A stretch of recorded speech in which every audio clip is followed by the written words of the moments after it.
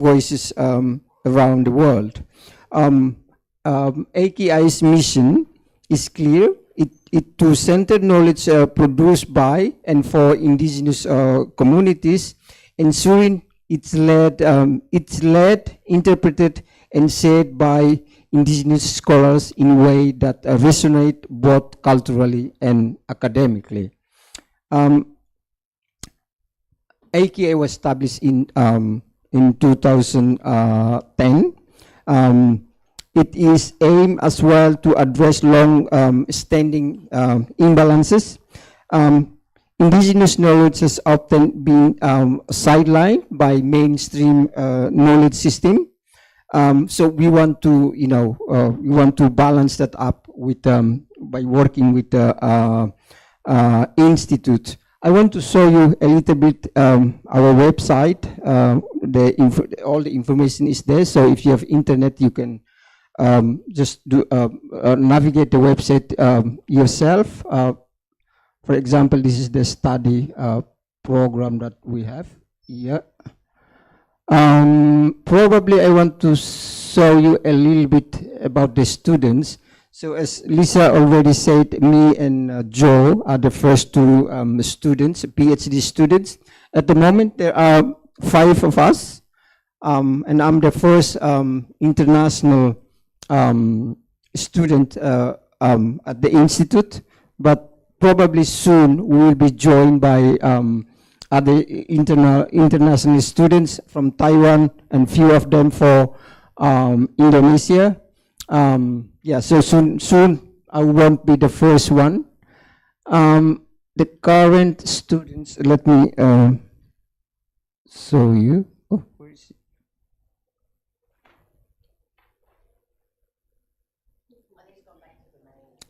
Oh.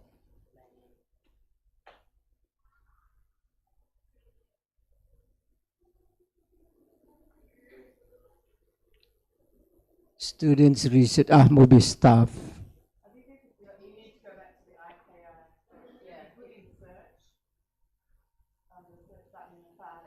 Is there home?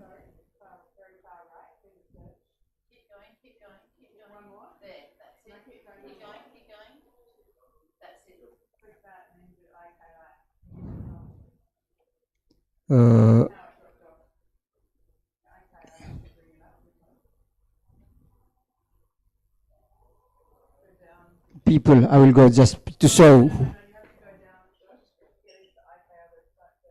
This is AKA website already, no?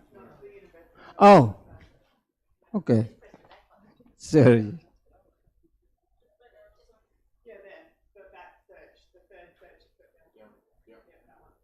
Yeah.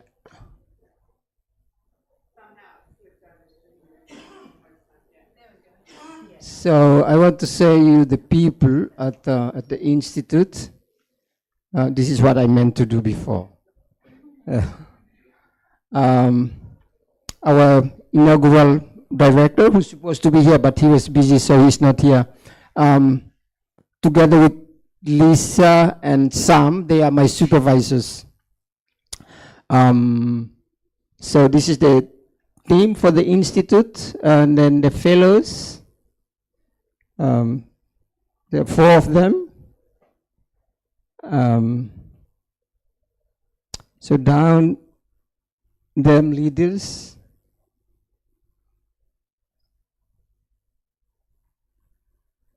Advisory groups, the students probably at the bottom. Executive body.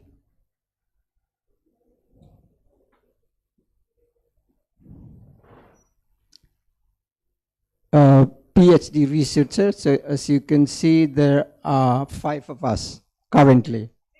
6, already 6. Before it's already updated, already 6. I thought it's still 5.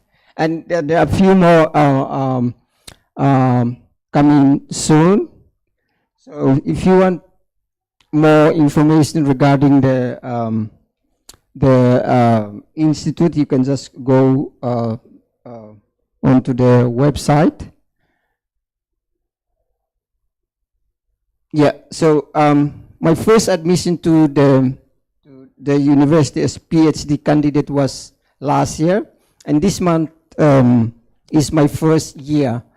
Officially, I was admitted in July 15, so 1 year and few months old. Let me talk a little bit about myself. I'm proud to say again that I'm the first international student there.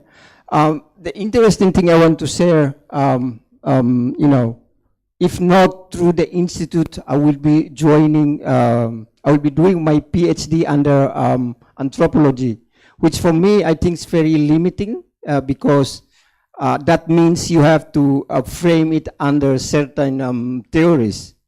You know, but then when the institute came and admitted as a PhD candidate at the Indigenous Knowledge Institute, with anthropology, I felt like I have a pen to write, but with the institute, I feel like I have a cannon. I can shoot the star because, yeah, because you know, indigenous knowledge being recognized officially means that we can do a lot. It's actually you can come up with your own framework because it is new. It's been sidelines. So, for example, we've been facing like we don't have methodology yet. We don't have method. So we have to use the existing one, but later on probably something will be developed along the way. So it is exciting and also challenging at the same time. Yeah, which for me, I love it because it's a new area of study. And then talking about my research, I will be focusing on Lulik. I've been working on Lulik since 2008. So I'll be looking at how Lulik shapes indigenous ways of being in Timor-Leste, focusing in areas like indigenous governance system, and then also the notion of gender, marriage practice, and death rituals. I have to limit it to these four because even though in these four areas you can do PhDs in these four areas because it is a lot. For example, I don't cover justice system or environmental stewardship because it's going to be too much for PhDs, one PhD to cover all of that. We need several PhDs to cover all of that area. So at the moment, I'm waiting for my ethical clearance, and then after that, I will starting to do my field work. So all the things that I mentioned before, I will be looking at it from the lens of matrilineal and patrilineal society. So I will compare both societies, how they deploy Lulik, and how it shape the indigenous ways of being. So I'll be looking at Galoleng and Nawati and compare their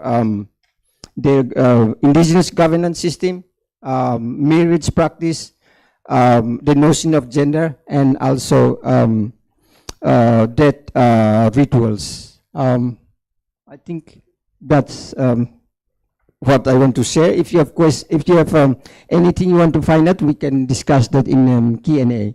Thank you.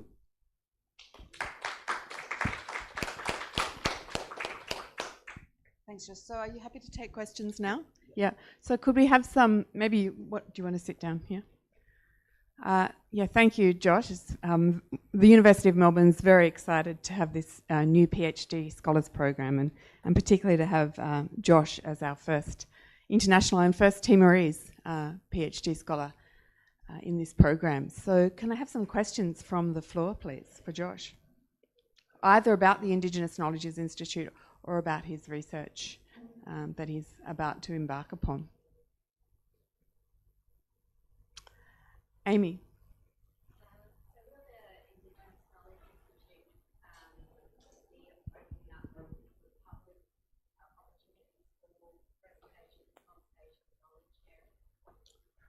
Yep, of course they will open. It's internationally open. We have Wilda here from Indonesia. And we already started like exchanges between Indigenous Australia and Timor-Leste, which will be in the next session. So of course we will be open, and there's a lot of collaborations as well. For example, Professor Lisa and then few others, they are trying to trace what is the sea cucumber trade route between Northern Australia and Sulawesi. So they are connecting Indonesia, particularly from the Bugis people, which is Wilda is here from Sulawesi, Bugis people, and Northern Australia. So that's international.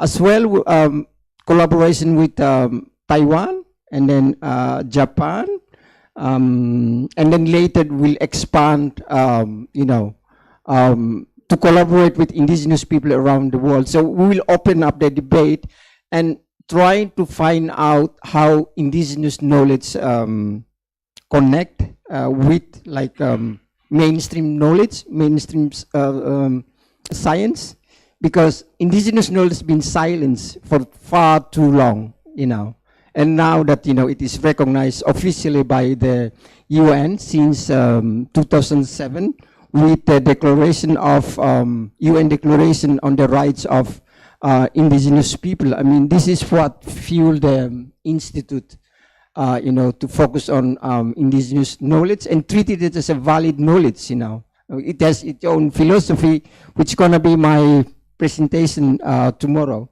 talking about comparing indigenous philosophies to Western philosophical thought, see the differences and similarities as well. So yeah, we are open to knowledge, to collaboration and discussion. Thank you.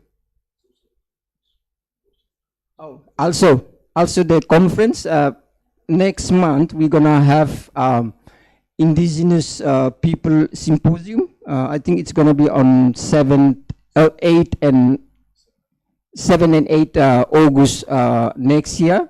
The symposium's been going on since 2001, 2020. I participated in 2023 and also last year, 2024. And then this year again, next month. It's live streamed as well. It's live streamed as well. This year. This year is next month. We from University of Melbourne. Yeah. Yeah. Oh, okay. So do we have another microphone in the audience? Okay. So there was another, is it you that has a question? Jill. Yeah, Jill, if we could use the microphone. Sorry, people on the live stream. Yeah. Thank you, Josh. I have two questions, actually. One is if you could elaborate more on your thesis and what you're trying to discover. Yeah. And secondly is a more of a critical question. I don't know about Australian universities. I'm not Australian. I'm from the United States. And our universities claim knowledge developed in them as theirs. Like it becomes the property of the university. And so I'm wondering how the Indigenous Knowledge Institute is handling the dissemination of the knowledge that's explored and lifting it up, and not keeping it. About my research, I already mentioned that I will be looking at Lulik and indigenous ways of being in Timor-Leste. The idea of Lulik, it's indigenous knowledge. But in Timor-Leste, it's been sidelined, it's been attacked, and systematically our colonizers trying to suppress it, For example, it's been labeled as negative animist belief system. Some people label it as idolatry or superstitions, and they claim that this is not scientific, and all derogatory terms associated with it. The reason I want to explore, I want to research because of that, I don't like what I grew up with, because I grew up in the village, and this is the first knowledge, the first laws, the first regulations, the first moral values that I grew up with. How come somebody said that this is not valid? It doesn't make sense. That's fuel my own research. I want to find out more. And it's a very, LULIC is very complex knowledge system. If you put it in philosophical context, for example, Western philosophies, the way they deploy their thinking is very linear. So the way, especially the way they use the idea of dualism, it's either you are good or you are bad, you are devil or you are God. Either you are superior or you are inferior. So they put you in that framework. With LULIC, it's more relational. So it looking at it include the whole. It's holistic approach, the way we see things, the way we understand the world. So this is one of the focus that I want to look at, and then I want to look at it from matrilineal and patrilineal societies from that lens, because sometimes people go to one patrilineal society and they think that represents the whole Timor, and that's not the case. And vice versa as well, they go to patrilineal society and they think this represents the whole society of Timor and ignore the matrilineal side. So I will compare all of that, focusing on Galolen and Nawoti. Galolen is matrilineal. The reason why I use Galolen, because I think it's under research. There hasn't been any ethnography research in these language groups, but also many other language groups in Timor-Leste. It has been under research. That's why I choose Galolen, but also Nawoti. Nawoti, there has been one ethnography research carried out by Susanna Barnes in my village, and I want to explore more so that we can write about it, about those societies. I will be looking at indigenous governance system, because I think the way people understand indigenous governance system in Timor-Leste, they try, because a lot of the historians, also anthropologists, mainly outsiders, so they are trying to look at it from outsider perspective, and a lot of them are not correct. So I will be offering, my research gonna be offering views that comes from within, try to counterbalance some of the ill information, especially on gender, for example. We've been labeled as patriarchal, but if you look at closely Timorese society, there's no such thing as patriarchal in Timor-Leste. Patriarchal norms was introduced during colonial times. But, if you go to like gender discourses, if you read gender discourses, gender papers, policy papers, go to conferences on gender, the thing that they said is patriarchal. Timorese culture is patriarchal, but patriarchals how? Even our sacred houses, it's mimicking woman's female body. I mean, how patriarchal it is.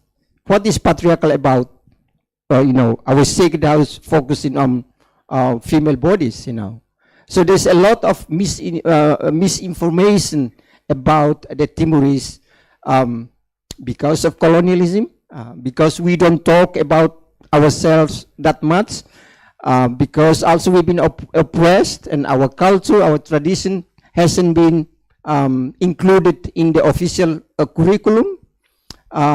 Now we are trying to include it in the curriculum, but we find it difficult because they already have this long-held belief. They already put the Timorese and their culture, the tradition, the concept, the ideas, their spirituality in certain boxes. And then to get them out from that boxes, it's very difficult because it is stuck in your mind. I've been traveling with students from Melbourne Uni in Atauru and Maubisi. you can observe the colonized mentality. The way we see ourselves is framed by what the colonizer tell us. So we see it from the colonial point of view.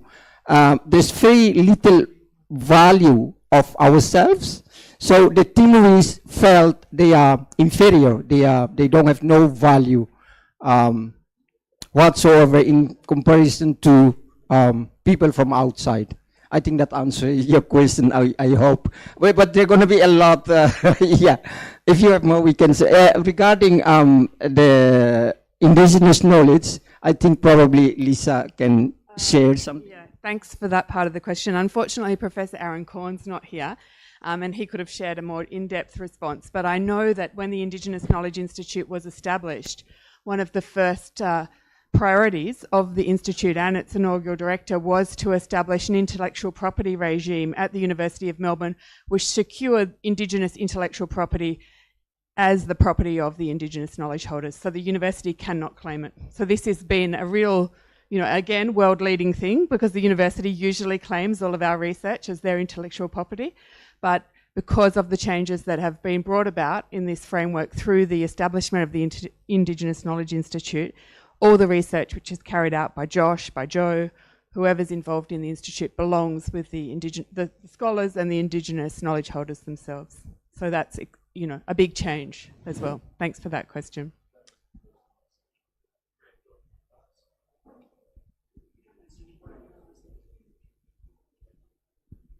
Probably got time for one more question, if there is another one. Yep. Mariam, is it? Yeah. Hi, Josh. Oh. Thank you. I had some questions around health because, as you know, I'm a nurse and I do health stuff. So I know it's a huge area, but health, what's a sort of a short of it as far as Indigenous knowledge? Yeah, what's the most important thing? Thank you. Regarding health, I will share what I know from Timor-Leste, but Joe will be talking about Indigenous Australian, their approach to health. Because Indigenous knowledge is holistic. If you look at the mainstream health, it's science, it's Western. Indigenous knowledge, they also are looking at spiritual side of sickness, spiritual sickness, which not addressed if you go to Guido Baladares. It doesn't exist there. But the doctors, sometimes when you go there, they cannot diagnose what your sickness is. And then, because this is Timorese doctors. So they said, okay, you go back to your sacred house, go back to your Umalulik and find out what is wrong there to address the spiritual aspect of it, because when you cannot find it using modern science, modern medicine, they cannot identify anything wrong with your body, but probably something beyond the body that is sick. And that means you have to go back to where you are from. So basically, illness or any problems, they are looking at imbalances in the cosmos. So when the doctor don't find what's wrong with your body, they ask you to address that imbalances, whether you may be conflict with your relatives, your parents, your family, or probably you break some of the Lulic regulations, Lulic prohibitions. Probably you enter, we go to a sacred place. Things like that. Or you don't have harmonious relationship with your ancestors, so they maybe ask you to do offering to restore the balance and the harmony. And when you do that, then you will be healed. Thank you. But Joe will share more about that. Thank you, Mariam. Great. Thank you so much, Joe, for Josh, for your presentation and that really engaging discussion. We can come back to some of these themes at the end.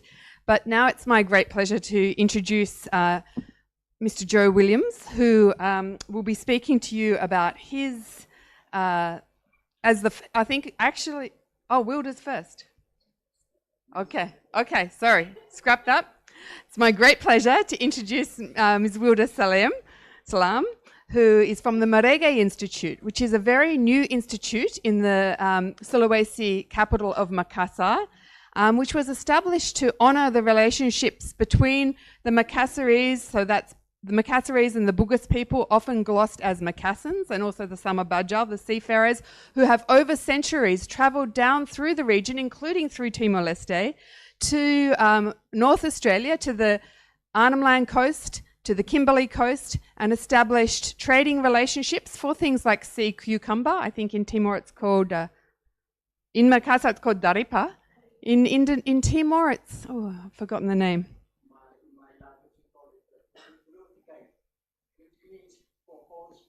Okay. There's various names for it in Tetum. That trade established long, obviously economic connections, but also deep cultural and familial connections. And although the Australian government stopped that trade with its international boundaries in the early 20th century, those cultural connections, those familial relationships obviously continue, and there's a lot of work being done now by communities in North Australia, by the Indigenous Knowledges Institute and by the Marege Institute, which Wilda is representing, to strengthen and celebrate these historical and ongoing connections. So it's my great pleasure to introduce Wilda to talk to you. I believe she's got a slide, so I'll just get that up while she's coming up to the podium.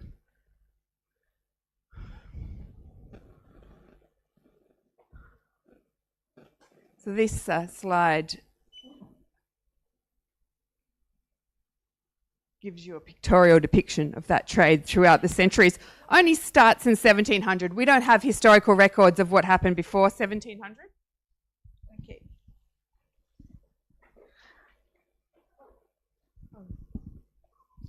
Okay.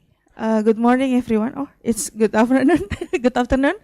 Hello, I'm Wilda. I'm from Makassar. Honestly, I have a session for tomorrow to explore more about the relation between the Makassar people who going abroad to Northern Australia, but I'm here to represent Marege Institute to replace Aaron, Professor Aaron, because Aaron is currently in Makassar, because we also having a symposium there to explore with the people from Yolngu. So, yeah, I'm a little bit nervous here, but that's okay. So, my name is Wilda.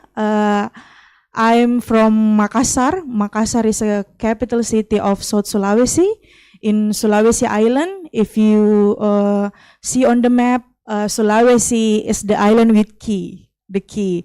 So it's not Kalimantan or Borneo, but it's Sulawesi.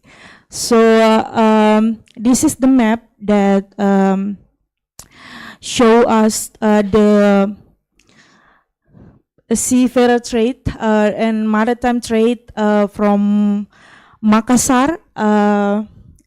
It's from 14th century, or the archives record it's from 14th century, but we believe that it's happened older than the record.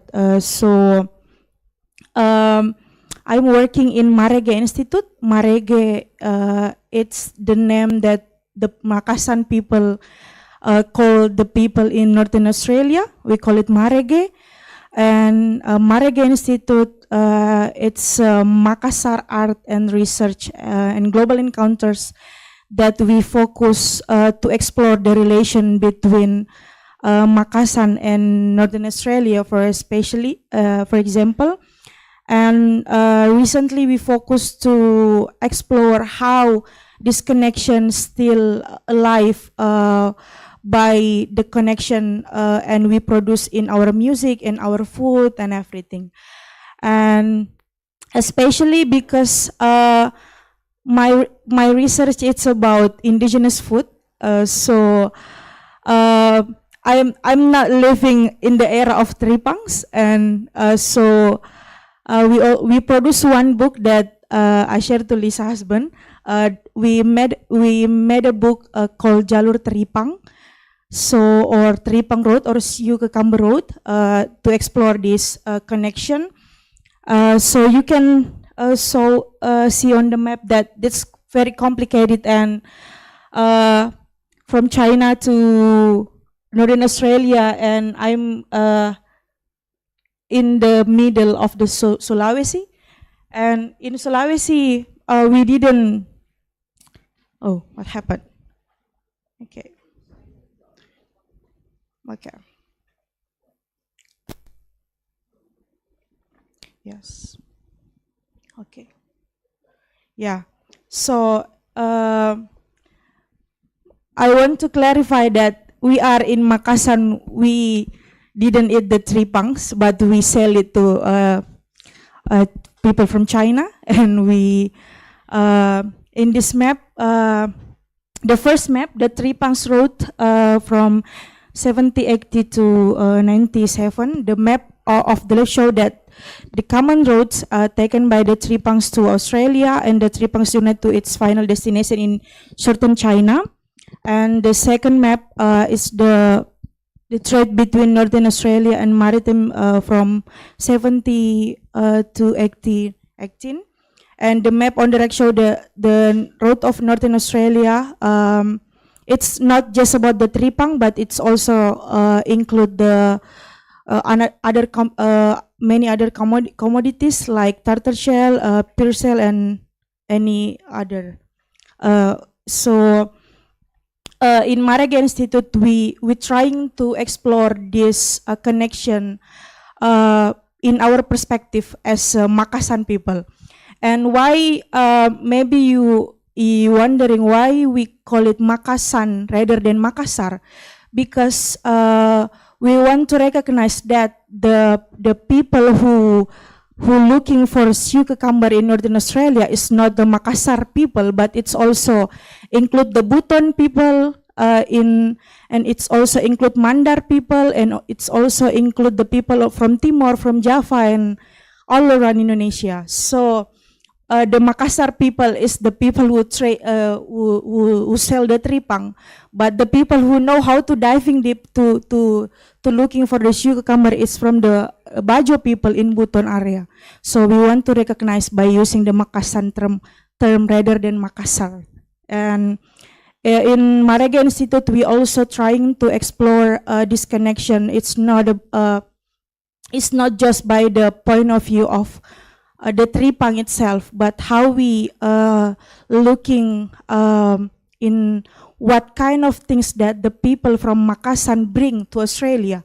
So my research, and I will present it tomorrow, about the palm wine, about the ballo or the alcohol or the fermentation drink that the people from Makassar introduced to people in Northern Australia, because the people say that, oh, it's a negative thing that you introduce alcohol to people in Northern Australia.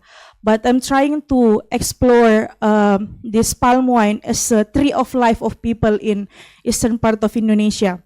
And it's and maybe because I'm using hijab and I'm a Muslim woman, people ask me that why you want to research a thing that it's haram term in Indonesia or in Muslim term. But I think that is very important if we talk about the indigenous thing, that we're trying to recognize and we're trying to diving deep into our own culture and our own ancestor religion, and we're trying to desperate from the thing that we call it haram or other things. So that's why I'm trying to diving deep into our connection from Makassar people to Australian people by trying to diving deep more to how the people in eastern part in Indonesia, especially in Sulawesi, in Timor, in Rote Island, trying to explore and build that connection by the music, by the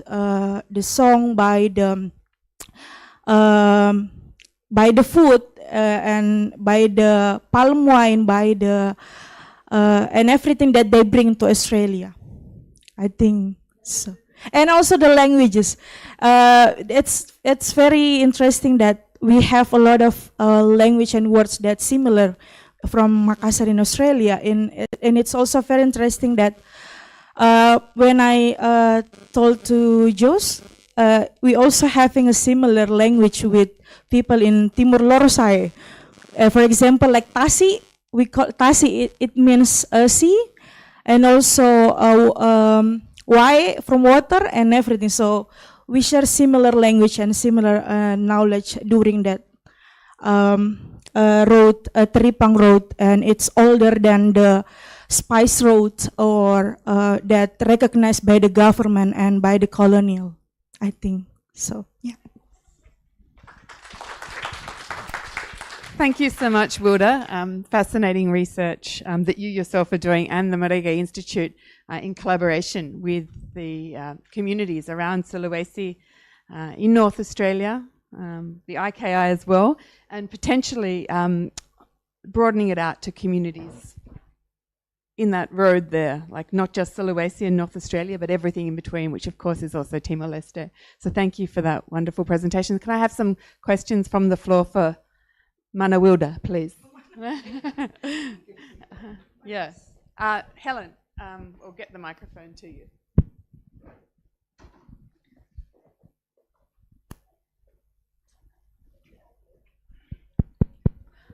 Oh, thanks very much, Mana. That's very interesting. And I work here on the island of Auditório doing my research there. And so it's in a community with strong fishing and sailing tradition. So I wonder, is that also part of the research? And I mean, yeah, I guess I'm interested to understand whether any of the fishing and the sailing traditions may also have sort of been passed between the communities as well.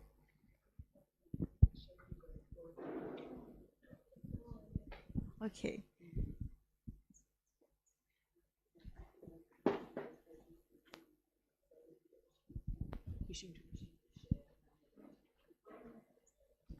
Yes, that's the one of our main part of research, because you know, Lisa just showed me the map that the people from Auditório made. It's also the mat that people in Makassar use for their traditional boat from layar. We call it layar.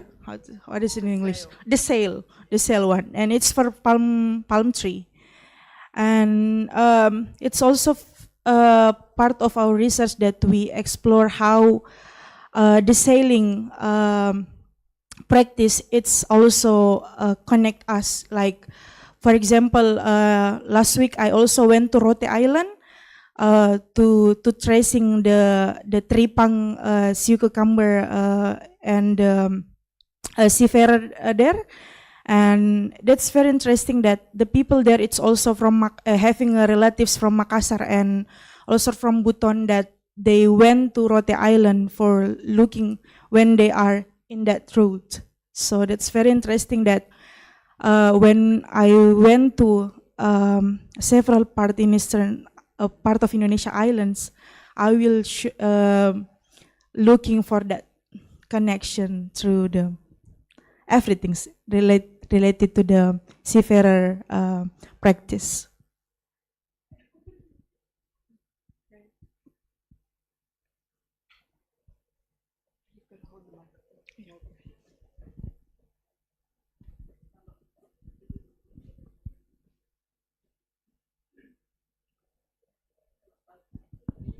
Yes. It's very weird because I can't hear myself. Selamat pagi, terima kasih banyak.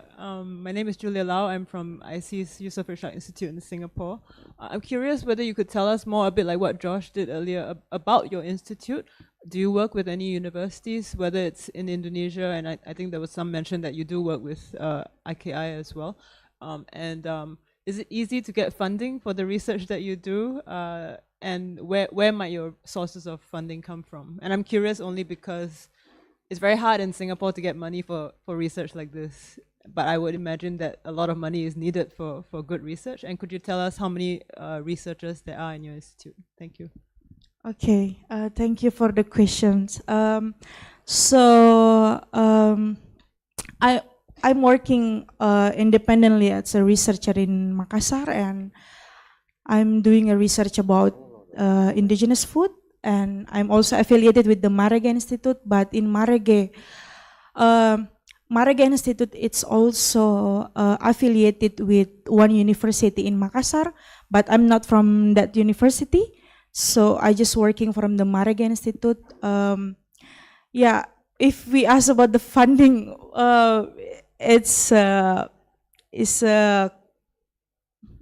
not sure how to how to answer the questions, because we also working as a precariat, and it's very vulnerable things that yeah, because we also working with Indigenous Knowledge Institute, and last year we doing a research, and this year also we doing a research funded by the Indigenous Knowledge Institute by Professor Aaron and teams. But in Indonesian context, it's Jalur Teripang or Sea Cucumber Road. It's a new things also from the government. So we still trying to promote these things, because in Indonesia, especially from the if we talk to the government, they just recognize the spice road. So we're trying to introduce that this is more the oldest road, and this road produced by the people, by the community. It's not by the colonial thing. So it's still a big and a long work to do. Yeah. Thank you.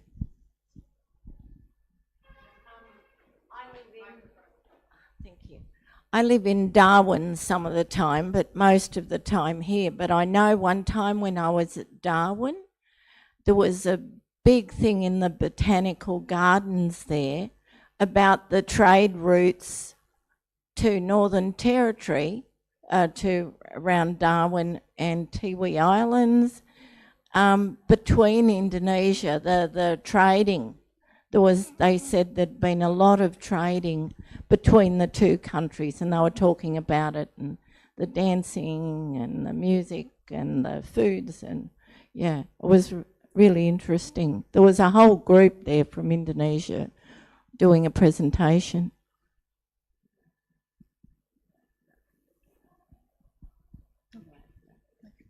Yeah, I just give some background. Yeah, so the IKI is continuing that kind of research, but we talk about it as a kind of continuum of efforts. So I think in the modern era, like after it was stopped in 1907 by the Australian government, which said to the Macassans, sorry, these are our waters, you're not allowed to come anymore.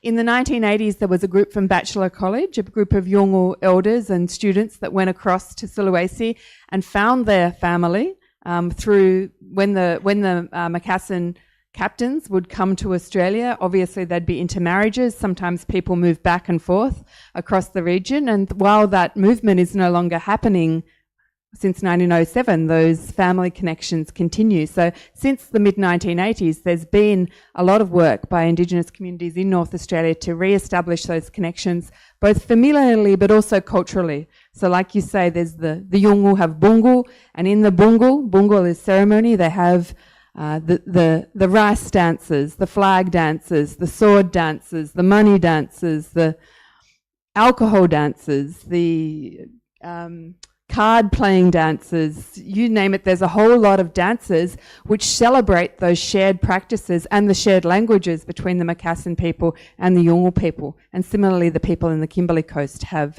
connections. So it's, yeah, a lot of this is being re-established now through the arts, through performances, visual arts. And the Marege Institute, they're actually a student movement, an arts-based student movement. We're all young arts-based scholars, and now they have positions at various universities in Sulawesi, and they're leading this from the Macassan side to celebrate these connections through art and culture and law, because art is law as well.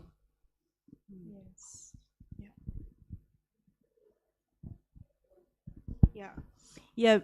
Thank you for the information. That one thing that I also researched during this trip on road. It's about the tamarind tree. Maybe in Australia you found out the tamarind tree. Last year I made a documentary about the tamarind tree because it's related to the maritime road. Because you know how the seafarer will survive in the middle of the ocean. They consume the we call it in Indonesia asam. It's the suka or the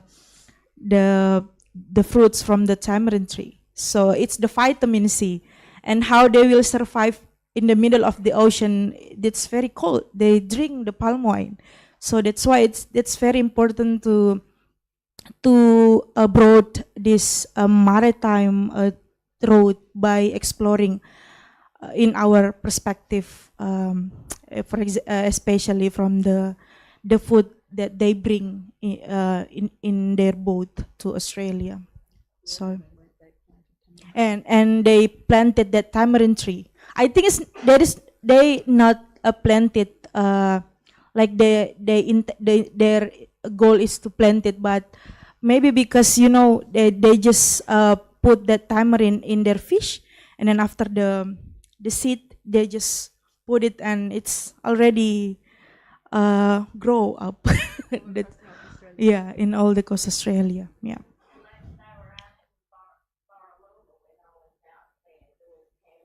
Yeah.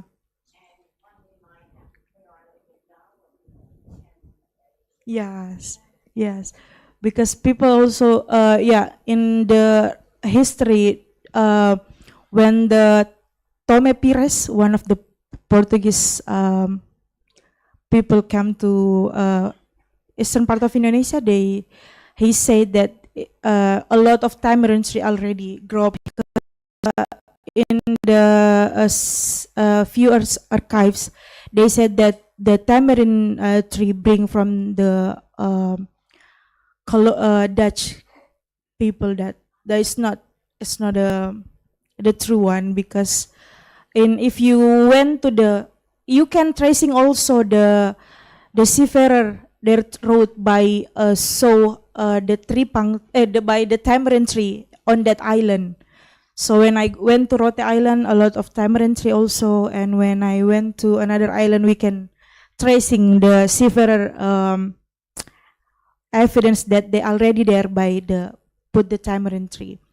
And also from the lontar tree, if you what the Latin names, the palm tree, it's the tree of life of the people from Makassans, because and in Goa and Tallo Kingdom in Makassar, before 17th centuries, before VOC came to Makassar, the people from Makassan, they trying to put the evidence that they came to that island around eastern part of Indonesia by plant the palm tree. That's why I was curious to explore more a lot of island that it's connecting Makassan people with the people around eastern part of Indonesia. And I think it's also very important because the Makassan people and Bugis people already being a Muslim, and so it's important to explore this connection more than the religion connection, but it's more the maritime connections by the palm tree connection and by the tamarind connection and by the cucumber connection. Yeah. Thank you so much, Wilda. Please jump. Oh, sorry. Oh, sorry, Wilda. My name's TIMOR-LESTE. I'm from Auditório National Park. I work in the Indigenous engagement. Throughout your studies, looking at that trade route, this is just a curious question. Have you found any solid evidence in the trade routing there of Portuguese entering Northern Australia at all in your research? Portuguese people. Yeah. I didn't find the Portuguese people. It's just from the people from England. Oh, There is no. Captain Cook. Yeah. Yeah. Captain Cook. Yeah, I'm just fascinated because of, Yes. you know, Portuguese occupied 300 years before Captain Cook. Yes. Yes. Yeah, and I'm just Yes. fascinated how come they didn't go that one step further and, you know, occupy Australia. Yeah, can't believe it. Yeah. Yes. You found no evidence? Nothing? No. Oh, yeah.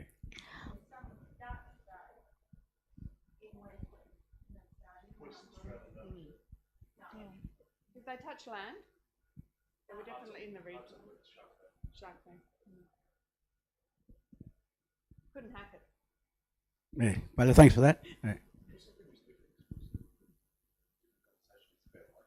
Yeah.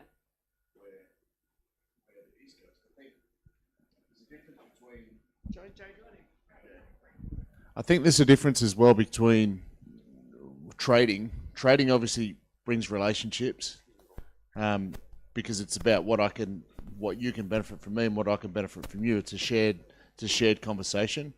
I think from what we can tell, the interactions on the East Coast are very different, and clearly that didn't involve a hell of a lot of trading or relationship building. There was more of a superiority type relationship, which I think, and this is what I can talk to a little bit as well, is that the conversation with Indigenous knowledges could have been so much more.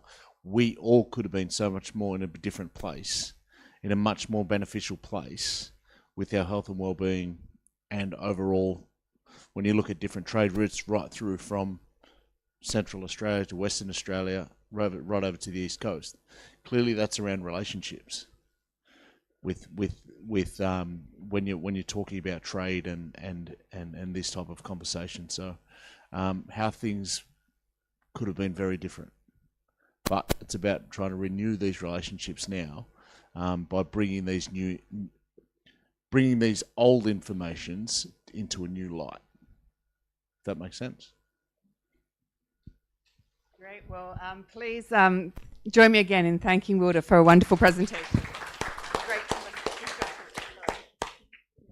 And I think Joe's comments have really segued well into his presentation. So Mr. Joe Williams is the very first PhD scholar enrolled in the Indigenous Knowledges program. Josh is the first international Indigenous scholar. Joe was the first scholar and an Australian Indigenous man. I'll let him introduce himself to you properly, and also the research that he's carrying out as part of his PhD program. Thank you very much, Joe. Thank you, Lucy. Yeah. My name's Joe Williams. I'm a Wiradjuri and Walgaloo man. Wiradjuri is probably the biggest inland nation. For those who aren't aware of Australia, made up of over 500 odd separate nations throughout our country, each individual nations with different song, different story, different ways of doing things, but all had a very intertwined relationship with each other, traveling right across the country. I'm from the Wiradjuri Nation, which is inland starts at the Blue Mountains, heads west out past Dubbo, and also Walgaloo, Walgaloo is a tiny little one. There's a big map, the IATSIS map, which has all of the different nations in different colours, which highlights and names all the different nations we have right around Australia, what is now known as Australia. And Walgaloo isn't even on that map. It's so tiny, but it's so... but the Walgaloo know who the Walgaloo are. They know our story. We know our trade lines, and our different stories right throughout the country. Where I guess it's an easier way to put it is the base of the Snowy Mountains. If anyone's seen that wonderful film, Leah Purcell, The Drover's Wife, The Drover's Wife was filmed right throughout Walgaloo country. So. I guess I stand here as the first PhD student at the Indigenous Knowledges Institute. Really grateful to be able to be that.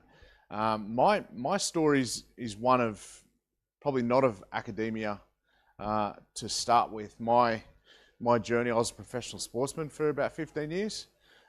Played in the National Rugby League for a lot of years, and then I was a professional boxer. And it was actually post-sporting career that I started to then dive. I was a questioner. I always questioned things. Why does this do this? Why does the physio work on my back when my hamstring's sore? I always questioned why things are the way they are. And I also, there was an element of me that knew things weren't quite right around the different stories that we have within our country. Been working in the mental health space for a number of years, and throughout my sharing experiences of challenges with mental health, we know that the mental health challenges in Australia continue to rise. And throughout my journey, experiences of someone who individually struggled with mental health, I had a fantastic mentor by the name of Auntie Judy Atkinson. Her PhD thesis called Trauma Trails. If you get a chance to have a look at that.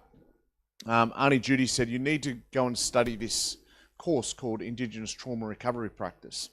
And looking at the story of what I thought was then mental health for a lot of years, I worked right throughout the world in the mental health sector, and I keynoted one of the World Indigenous Suicide Prevention conferences, and the story there was very different. The story right around the world was, with Indigenous peoples around the world, was we're not dying by mental health, we're dying by the challenges of colonisation and the impact of what that has bring.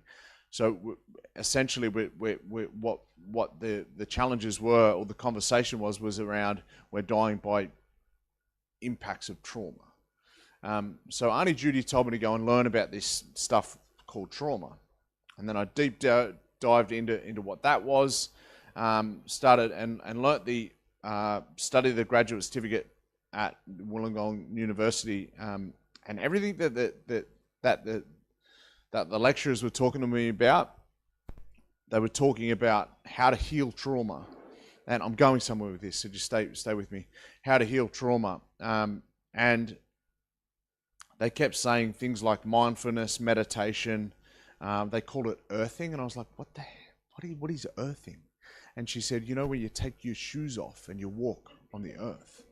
I was like, and then that's when I went, everything that the university lecturer was describing was what our people did for thousands and thousands and thousands of years. So when we talk about the mindfulness practices, when our people are sitting down in almost a meditative state for hours doing our artworks and sitting with presence in what we do as we join the stories right throughout our country with our artworks and the different practices that we had. Earthing, we didn't have shoes for thousands of years. You know, so looking at all of these Western labels of how to heal trauma, it came to me, everything that we must have done for thousands of years clearly worked. Now, if you have a look at the deeper story of the Indigenous nations and languages and stories right across our country, in 500 odd separate nations and 2,500 different dialects of language, I'm yet to find a story that relates to the story of suicide in communities. So if there's nothing to describe what that behavior is, it's a big indication that it wasn't there. And now, Aboriginal people have the highest suicide rates per capita in the world. And then you look at the different Indigenous peoples around the world with that Indigenous Suicide Prevention Conference, we talked about the impacts of trauma and the forced ways of living a different way. So that was a scratch prior to COVID, before all the lockdowns had, and I'd completed my graduate certificate, and then I was I was connected with Professor Korn in a different way, and he said, "Why don't you do your PhD?" I was lucky enough to publish my autobiography because of my sports career and the challenges with mental health that I had. So I'd had some published work with my autobiography, and then multiple different books around the world relating to mental health. And he said, just be a little bit patient. I wrote all this massive big this massive big application to do a PhD when it was advised to me, when they suggested that I do a PhD around this topic, around what we did worked for thousands of years and what we're doing now isn't working. And then Aaron said to me, he said, just hold tight a little bit. We're working on something. We're working on something that's going to be very different, but it's going to be very, it's going to hold a lot of advantage for, well, not advantage, it's going to hold a lot of benefits for particularly Indigenous peoples in how we do things and how we converse around things, how we tell our stories. The IKL was born. And out of the IKL that was born, he said, you see that 10,000 odd word document you've got? We're going to use about 2,000 words of it. So it completely simplified things as far as my application process in what I had to do, completely streamlined the ways of looking at things, how we do things, how we storytell. It was, for me, it was super beneficial as far as that process goes. Get to the thesis topic, and what I nutted out is, again, that story back at Wollongong Uni when I said that everything we already did worked and what we're doing now is not working. So my thesis topic is healing through cultural practice. So looking at not what our cultural practices were, because our people did very distinct things for thousands and thousands of years. Not looking at what the practices were, but looking at the bodily impact of what they were. So looking at the impacts of connection, the impacts of doing things together, the impacts of our stories and our songs and our dance and our artworks, and all of that intertwined, the impacts that it has on our brains and our behaviors. And then I thought about things a little bit differently. I went, well, I'm not quite sure I understand that there's a room we have here full of people in academia, so I'm not going to make judgment, but I'm assuming there'll be some people in the room that have read PhD theses. When we talk about the Indigenous peoples of our country and the impacts of mental health and suicide and disconnection in our communities, and then the language barrier and the numeracy and literacy barriers in our communities, it's not going to be a hell of a lot beneficial if I produce a document that's this thick for our people. So went to the OKR and I said, Aaron, I want to do this a little bit differently, and came up with the idea of producing a documentary. So my thesis is going to be done through part documentary, part thesis, written thesis. So an hour-length documentary, which I'll travel around the country and interview very distinct people in the impacts of what our cultural practice has done and how it's done, and then interviewing some experts from actually across the world that talk about that have very different theories around connection and loneliness, and then also developmental trauma and things like that. So really excited about it. I'm now in my second year, ethics clearance, all the system issues that held me back for 2 years. Now I'm diving into it and have my first pre-interviews set in, where I'm interviewing a few different case studies of people, and then some other experts as well, to then I have my first actual interview locked in, which is a guy called Paul Gordon, who's a fantastic man. Paul Gordon was one of the co-authors of a book called The Dreaming Path. If you get your hands on that, it's fantastic, with Paul Gordon and Paul Callaghan. And have my first interview with Uncle Paul Gordon to talk about the way that things were, what happened, and how to get back to the way that we know how to do things.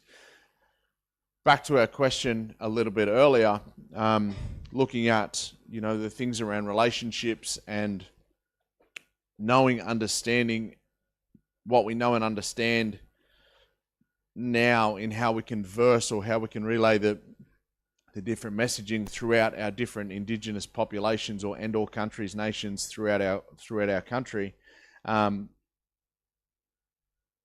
How different the conversation would have been if the first people who got off the boat on the East Coast said, wow, there's 100,000 years of knowledge here. There's 100,000 years of looking after the country here. There's 100,000 years of very distinct family kinship systems that left no one behind, where everybody had a place, everybody had a purpose, everybody had belonging. How different the conversation we'd be having right now in a world that is much more disconnected than it's ever been before, in a world where people are dying by their own hands more than they ever have before, in a world where there's more money, more education, more organizations, more experts around this thing that we call mental health and suicide than there ever has been before, yet we're dying more than we ever have. How different the conversation is if we had have got off the boat and said, wow, these people know what they're talking about.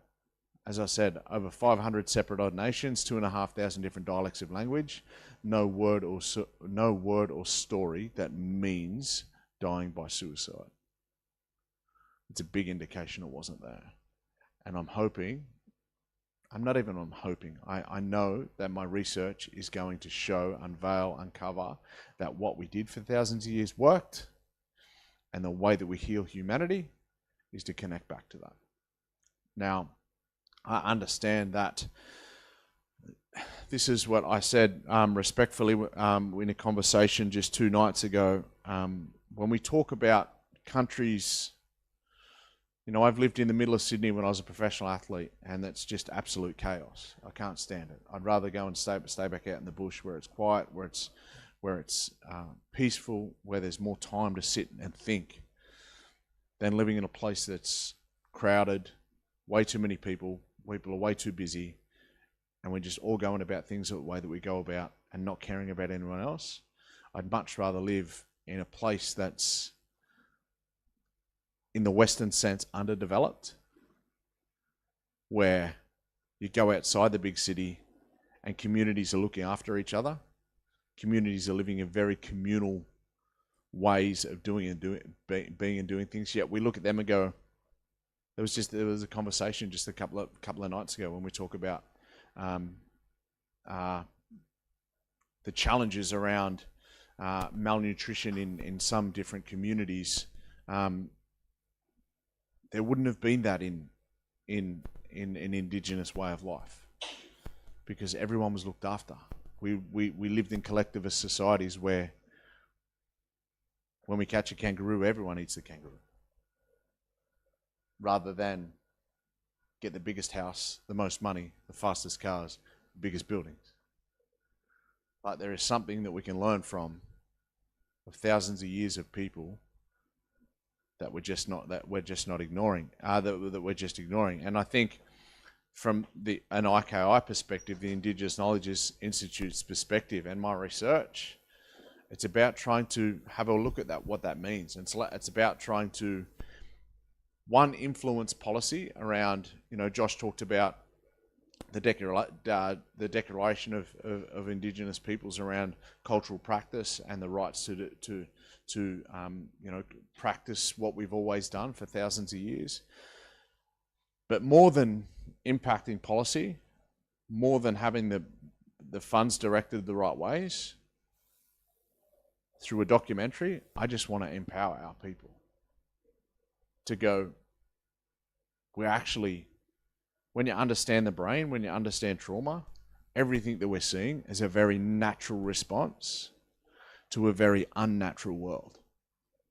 So the way that we're living is just not in conjunction to how we have lived and evolved as people, as human beings. No matter where you are from around the world, we're not living the way that we have evolved for thousands and thousands of years.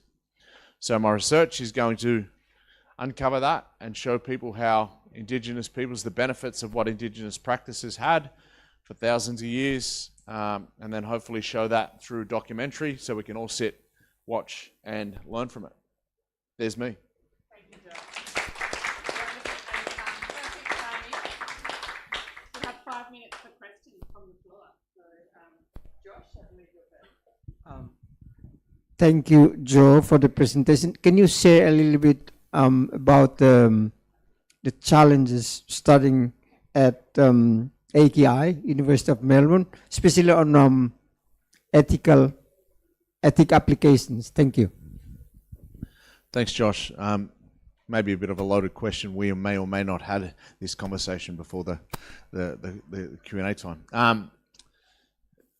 The thing around the challenges that we have, that I have, and this may or may not happen with other people,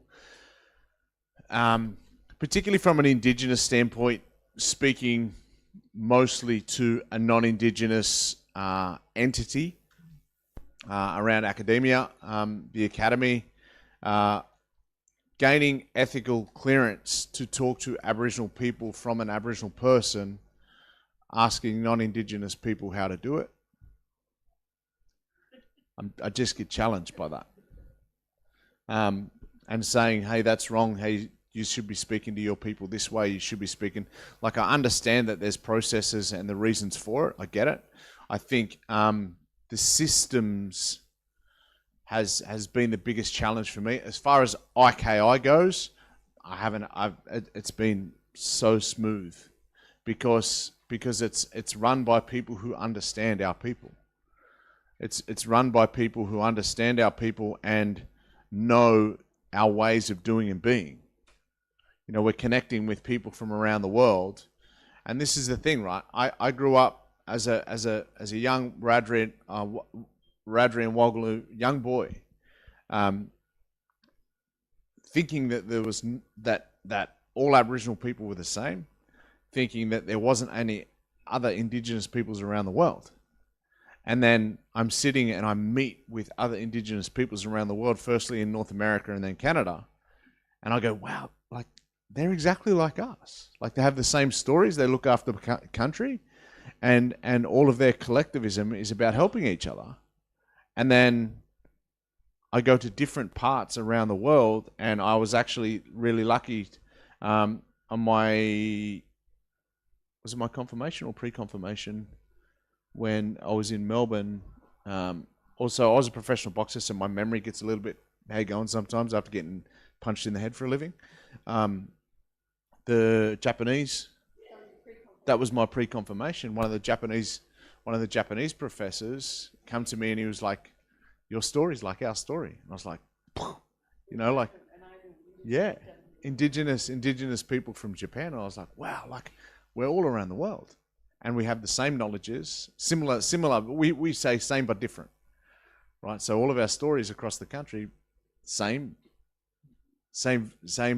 values, but different story. So across the world, looking after country, looking after the earth, looking after and taking care of each other. When you look after country, country look after you. There's so much that we can learn from a Western concept that has that. Again, that conversation of who are the uneducated and primitive ones. We need to probably reevaluate that. Yeah. Mr. Amy, I think we'll give you the last question. I talk a little bit too much, sorry. Hi, Joe. Thanks. I really enjoyed hearing your ideas and what you're planning to do. I guess something that really stuck out for me was Josh talking about this idea of kind of we're living in a society where we think linearly, like in a linear model, right? And in Josh's example, everything is holistic, where everything is cyclical, and I see a lot of similarities in what you're talking about in terms of communal sort of thinking, putting back regenerative processes. And I see that in nature as well. So I just wonder if you could comment on that and the connection between this sort of holistic, cyclical idea of living and nature, and yeah, how there might be some lessons there that go beyond community but nature as well. Yeah, I think we've got it all wrong. I think the way that we're living, we've got it all completely wrong, and the opposite to in the ways that we should be living. Like if we go and spend time in country, go and spend time with the earth, then the medicines are there. The health and well-being will come back. The old stories will start to live through us. So there is so much that we can learn about holistic living that helps all of us. I think it's madness, and this is me, the questioner, I think it's madness to think that we go to a doctor, respect to medical doctors and the profession and medical science, respect to that. I'm not putting it down, but I think it's madness to go and think or assume that we just get a bottle full of pills that can fix us, where as human beings, particularly in a health and well-being sense, when you understand the brain and how it forms and develops, and understand how far disconnected we are from our original practices of family, the original ways of development, as far as first 1,000 days in the brain development of young people, everything that we're seeing is very a normal response to a very unnatural world. So I think the more we can get back to that natural, holistic world where we eat from the ground, we're not eating, manufactured, synthetically tested foods, like when we're eating from mother, but we can only eat healthy foods from mother if we're looking after mother as well. So it's the reciprocal relationship that we've lived with for thousands and thousands of years. I as much as we need to learn, I think more we need to unlearn a hell of a lot of what we've learnt in what we do or believe is our health and well-being, or optimum health and well-being. We move less than we've ever moved. We eat far worse than we've ever eaten. We are less and more disconnected than we ever have been. And we push our kids out the door faster than we ever have. And there's no communal, multiple caregiving families. Like I've just recently moved, but I lived next to my neighbor, and I lived there for 10 years, and I had 4 or 5 different neighbors and never met who they are. Right? It's easy when you're living in remote communities where you might know a lot of different people. But when we're living in these cities, in these siloed places where everyone just is in this massive chaos, and you wonder we're sick. It makes sense why we're sick. It's completely natural to feel the way we're feeling. We need to unlearn all that stuff and start to connect with each other more, connect with country, eat better, exercise more, drink more water. And we go, what? That's supposed to fix us? Yeah. And that's what Indigenous peoples around the world did collectively for thousands and thousands and thousands of years. White science will eventually catch up to what we already know. Right? I think doing just a disclosure, I never thought that I'd go to university. I failed every subject at school but one. I was a professional athlete for 15 years. What do you reckon my subject was that I passed? Failed PE as well. I'm creative. I'm doing a film. Music was my thing. Right? So that was the only subject I passed, was music. So I never thought that I'd go on to university. Never thought that I'd study anything, let alone a PhD. I think to influence systems, you need to influence it the right way. And if, for me, getting the highest academic label that I can get helps to inform policy, bring out the knowledges of our old people and our old ways, then it's only going to be more beneficial for the people. Also, Indigenous knowledges, in the way that I'll be doing it, the way that I'll be doing it, everyone can learn from and everyone can benefit from. So it's about connecting and understanding to those old stories in how it's funny. I always talk about, and I always say that the stories are going to be the thing that heals our world. There's a guy called Dr. Bruce Perry who works in the trauma field. Dr. Bruce Perry wrote a fantastic book, and I'll finish with this.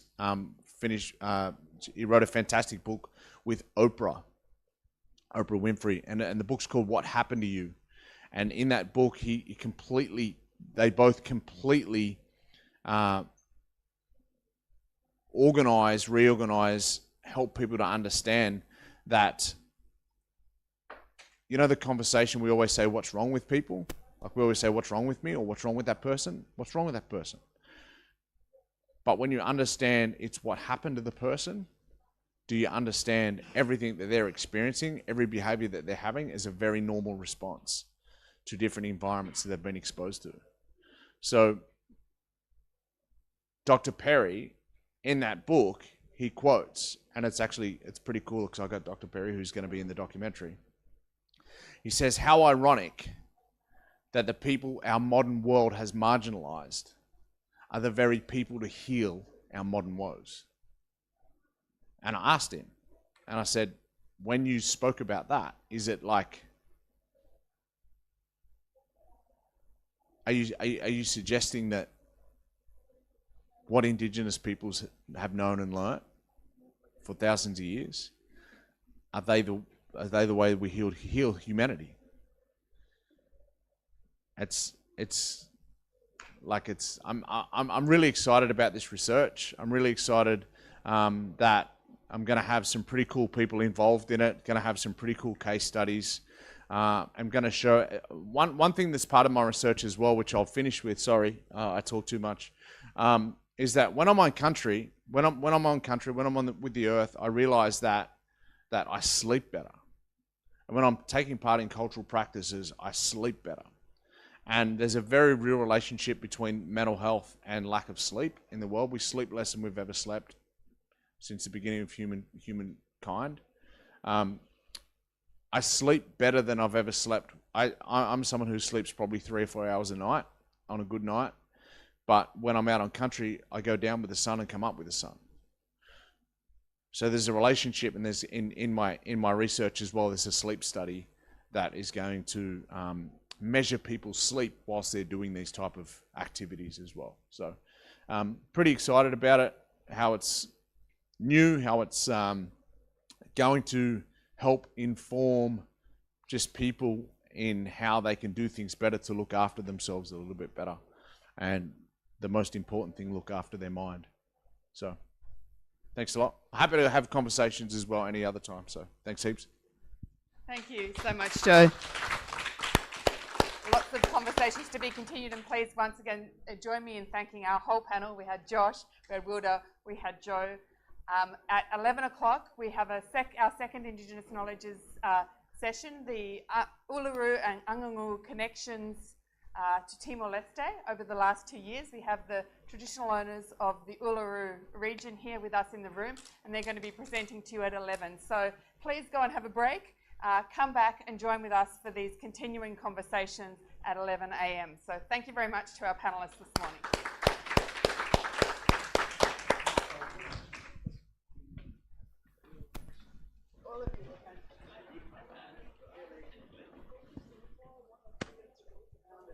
Holistic.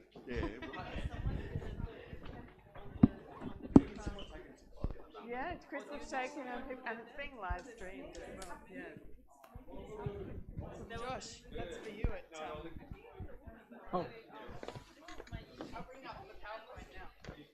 Several kids.